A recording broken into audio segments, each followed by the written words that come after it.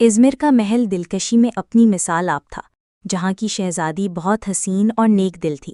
ایک دن اس نے اپنی ماں ملکہ سے باغ کی سیر پر جانے کی اجازت مانگی۔ شہزادی اپنی ملکہ ماں کو بتائے بغیر کہیں نہیں جاتی تھی، چنانچہ وہ ایک بگی میں بیٹھ کر باغ کی سیر کرنے کے لیے روانہ ہو گئی۔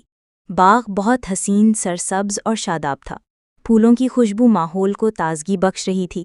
شہزادی باغ کے نظاروں سے لطف اندوز ہو رہی تھی کہ اس نے اپنے قریب کھیلتی ہوئی ایک کم عمر لڑکی کو دیکھا۔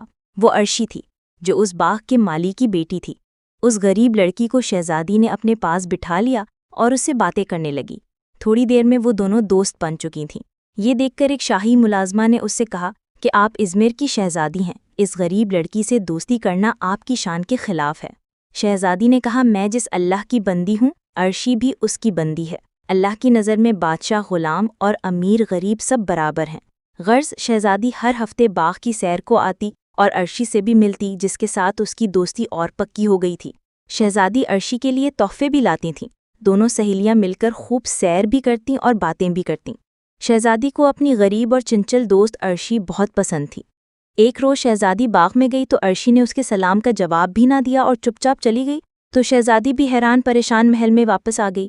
اگلے ہفتے شہزادی باغ میں پہنچی تو عرشی نے اس سے معافی مانگی، لیکن اب شہزادی اس سے ناراض تھی، اس لیے کوئی جواب دیے بغیر ہی چلی گئی۔ ملکہ نے جب شہزادی کو تھکا تھکا اور مایوس دیکھا تو اس سے پوچھا کہ کیا بات ہے، تم کیوں اداس ہو؟ شہزادی نے پورا واقعہ ملکہ کو سنا دیا۔ ملکہ نے شہزادی کو سمجھاتے ہوئے کہا کہ شہزادیاں تو بڑے ظرف والی ہوتی ہیں، اگر تمہاری غریب دوست نے ایک بار تم سے بات نہ کی تو تم نے بھی اس کے ساتھ ویسا ہی سلوک کیا، حالانکہ تمہیں چاہیے تھا کہ اسے معاف کر دیتیں۔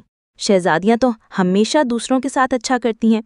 چنانچہ شہزادی اپنی دوست عرشی کے لیے بہت سے تحفے لے کر باغ پہنچی تو پتہ چلا کہ اس باغ کے مالی کو نوکری سے نکال دیا گیا ہے۔ شہزادی بوجھل دل کے ساتھ محل واپس آ گئی۔ ملکہ نے جب شہزادی کی یہ حالت دیکھی تو وجہ پوچھی۔ شہزادی نے بتایا۔ ملکہ نے عرشی کے باپ مالی کی نوکری بحال کر دی۔ اس کے بعد شہزادی اور عرشی پھر سے دوست بن گئی۔